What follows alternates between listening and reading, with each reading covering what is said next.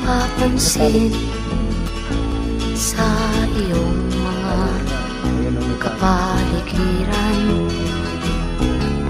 Kay dumi na ng hangin, pati na ang mga ilog natin. Hindi na masama ang pag-unlad at malayo-layo na rin ang ating narating. Ngunit masdan mo ang tubig sa dagat, dati kulay asul, ngayon'y naging itim.